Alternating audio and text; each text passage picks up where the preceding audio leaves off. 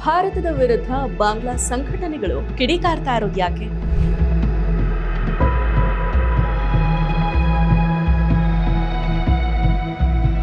ಬಾಂಗ್ಲಾದಲ್ಲಿ ಬೆಳೀತಿದೆಯಾ ಭಾರತ ವಿರೋಧಿ ದ್ವೇಷ? ನಮಸ್ಕಾರ, ಈ ದಿನ.comಗೆ ಸ್ವಾಗತ. ನಾನು ಸಪ್ನ. ಆಂತರಿಕ ಬಿಕ್ಕಟ್ಟು, ಹೋರಾಟ, ಪ್ರತಿಭಟನೆಗಳಲ್ಲಿ ಮುಳುಗಿರೋ ಬಾಂಗ್ಲಾದೇಶದಲ್ಲಿ ಭಾರತ ವಿರೋಧಿ ಭಾವನೆಗಳು ತೀವ್ರಗೊಳ್ತಾ ಇದೆ. ಬಾಂಗ್ಲಾದ ಪದಚ್ಯುತ ಪ್ರಧಾನಿಯಾಗಿರೋ ಶೇಖ್ ಹಸೀನಾ ಅವರು ಭಾರತದಲ್ಲಿ ರಕ್ಷಣೆಯನ್ನ ಪಡೆದಿದ್ದಾರೆ. ಹಸೀನಾ ಅವರಿಗೆ ರಕ್ಷಣೆಯನ್ನ ನೀಡಿರೋದ್ರಿಂದ ಭಾರತದ ವಿರುದ್ಧ ಬಾಂಗ್ಲಾ ಸಂಘಟನೆಗಳು ಕಿಡಿಕಾರ್ತಾ ಇದ್ದಾವೆ. ಈ ಸಂಘಟನೆಗಳು ಯೂನಸ್ ನೇತೃತ್ವದ ಮಧ್ಯಂತರ ಸರ್ಕಾರದ ಎದುರು ಹೊಸ ಬೇಡಿಕೆಯನ್ನ ಇಟ್ಟಿದೆ. ಬಾಂಗ್ಲಾದೇಶದಲ್ಲಿರೋ ಭಾರತೀಯ ಪ್ರಜೆಗಳ ಕೆಲಸದ ಪರವಾನಗಿಯನ್ನ ಅಮಾನತುಗೊಳಿಸುವಂತೆ ಉಸ್ಮಾನ್ ಹಾದಿಯವರ ಇನ್ಕಿಲಾಬ್ ಮಂಚ್ ಸಂಘಟನೆ ಒತ್ತಾಯ ಮಾಡಿದೆ. ಸಂಘಟನೆಯ ಕಾರ್ಯದರ್ಶಿ ಅಬ್ದುಲ್ಲಾ ಅಲ್ ಜಾಬರ್ ಅವರು ಢಾಕಾದ ಶಹಬಾಗ್ನಲ್ಲಿ ನಡೆದ ಪ್ರತಿಭಟನೆಯಲ್ಲಿ 4 ಪ್ರಮುಖ ಬೇಡಿಕೆಗಳನ್ನು ಸರ್ಕಾರದ ಮುಂದಿಟ್ಟಿದ್ದಾರೆ. ಅವುಗಳಲ್ಲಿ ಭಾರತೀಯರ ವರ್ಕ್ ಪರ್ಮಿಟ್ ರದ್ದತಿ ಮುಖ್ಯ ಆಗಿದೆ. ಹೌದು, ನಿಮ್ಗೆಲ್ಲ ಗೊತ್ತೇ ಇರುವಂತೆ 2024ರ ಜುಲೈನಲ್ಲಿ ಬಾಂಗ್ಲಾದಲ್ಲಿ ಸರ್ಕಾರಿ ಉದ್ಯೋಗಿಗಳಲ್ಲಿ ಸ್ವಾತಂತ್ರ್ಯ ಹೋರಾಟಗಾರರ ಕುಟುಂಬಗಳಿರೋ ಕೋಟಾವನ್ನ ರದ್ದುಗೊಳಿಸುವಂತೆ ಆಗ್ರಹಿಸಿ ಪ್ರತಿಭಟನೆಗಳು ಭುಗಿಲೆದ್ದಿದ್ವು. ಈ ಪ್ರತಿಭಟನೆಯನ್ನ ಇನ್ಕಿಲಾಬ್ ಮಂಚ್ ಮುನ್ನಡೆಸಿತ್ತು. ಯುವಜನರ ಪ್ರತಿಭಟನೆಗಳು ತೀವ್ರ ಸ್ವರೂಪವನ್ನ ಪಡೆದುಕೊಂಡು ಹಿಂಸಾಚಾರಕ್ಕೆ ತಿರುಗಿತ್ತು. ಸರ್ಕಾರಿ ಕಚೇರಿಗಳ ಮೇಲೆ ದಾಳಿಗಳು ಕೂಡ ನಡೆಸಿದ್ವು. ಅಂತಿಮವಾಗಿ ಶೇಖ್ ಹಸೀನಾ ಅವರು 2024ರ ಆಗಸ್ಟ್ನಲ್ಲಿ ರಾಜೀನಾಮೆಯನ್ನ ನೀಡಿ ಭಾರತಕ್ಕೆ ಪಲಾಯನ ಮಾಡಿದ್ರು.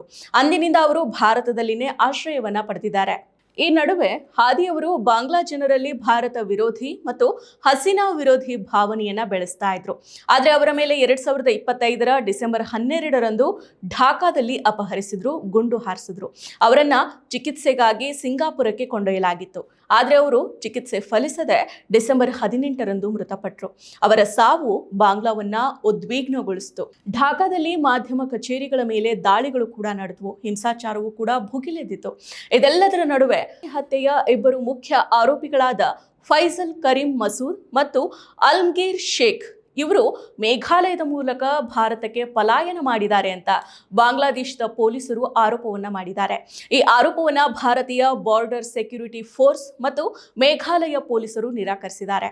ಆರೋಪಿಗಳು ಗಡಿ ದಾಟಿದ ಯಾವುದೇ ದಾಖಲೆ ಇಲ್ಲ ಅಂತ ಹೇಳಿದ್ದಾರೆ. ಆದರೂ ಕೂಡ ಆರೋಪಿಗಳು ಭಾರತದಲ್ಲಿ ತಲೆಮರೆಸಿಕೊಂಡಿದ್ದಾರೆ ಅನ್ನೋ ಭಾವನೆ ಬಾಂಗ್ಲಾದಲ್ಲಿ ವ್ಯಾಪಕವಾಗಿ ಹರಡಿಬಿಟ್ಟಿದೆ. ನನಗಿಷ್ಟ ನಂದಿನಿ ತುಪ್ಪ, ಶುದ್ಧ ತುಪ್ಪ ಅಂದರೆ ನಂದಿನಿ. ಹಾದಿ ಹತ್ಯೆಗೈದವ್ರಿಗೂ ಭಾರತ ರಕ್ಷಣೆ ನೀಡಿದೆ ಅನ್ನೋ ಆರೋಪ ಭಾರತ ವಿರೋಧಿ ದ್ವೇಷವನ್ನ ಹೆಚ್ಚಳ ಮಾಡಿದೆ. ಹಾದಿಯವರ ಸಂಘಟನೆ ಇನ್ಕಿಲಾಬ್ ಮಂಚ್ ಭಾರತವನ್ನ ಹತ್ಯೆಯ ಹಿಂದಿನ ಶಕ್ತಿ ಅಂತ ಆರೋಪ ಮಾಡಿದೆ. ಭಾರತದ ವಿರುದ್ಧದ ಧೋರಣೆಯನ್ನ ವ್ಯಾಪಕವಾಗಿ ಹರಡ್ತಾ ಇದೆ. ಇದೀಗ ಭಾರತೀಯರಿಗೆ ನೀಡಲಾಗಿರೋ ಉದ್ಯೋಗ ಅನುಮತಿಯನ್ನ ರದ್ದುಗೊಳಿಸುವಂತೆ ಬಾಂಗ್ಲಾ ಸರ್ಕಾರದ ಎದುರು ಬೇಡಿಕೆಯನ್ನ ಇಟ್ಟಿದೆ.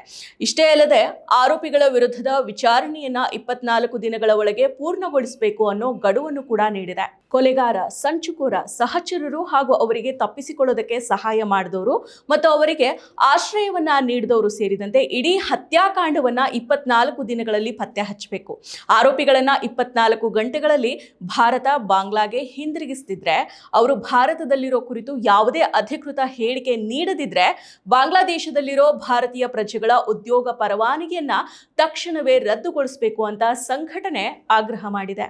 ಆರೋಪಿಗಳನ್ನ ಬಾಂಗ್ಲಾದೇಶಕ್ಕೆ ವಾಪಸ್ ಕಳಿಸದೇ ಇದ್ರೆ ಭಾರತದ ವಿರುದ್ಧ ಅಂತಾರಾಷ್ಟ್ರೀಯ ನ್ಯಾಯಾಲಯದಲ್ಲಿ ಪ್ರಕರಣವನ್ನ ದಾಖಲು ಮಾಡಬೇಕು. ಹಾದಿ ಹತ್ಯೆಯಲ್ಲಿ ಭಾಗಿಯಾಗಿರುವ ನಾಗರಿಕ ಮಿಲಿಟರಿ ಗುಪ್ತಚರ ವಿಭಾಗದೊಳಗೆ ಇರೋರನ್ನ ಗುರುತಿಸಿ ಕಾನೂನಿನ ಅಡಿಯಲ್ಲಿ ತರಬೇಕು ಅಂತ ಒತ್ತಾಯ ಮಾಡಿದೆ.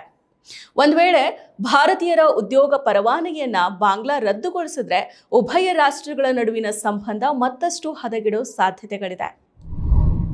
ಮತ್ತಷ್ಟು ವಿಶೇಷ ವಿಡಿಯೋಗಳನ್ನು ನೋಡಲು ಮತ್ತು ಹೊಸ ವಿಡಿಯೋಗಳ ಬಗ್ಗೆ ತಿಳಿಯಲು ಈ ದಿನ.com ಯೂಟ್ಯೂಬ್ ಚಾನೆಲ್ ಸಬ್ಸ್ಕ್ರೈಬ್ ಮಾಡಿ ಮತ್ತು ಬೆಲ್ ಐಕಾನ್ ಕ್ಲಿಕ್ ಮಾಡಿ.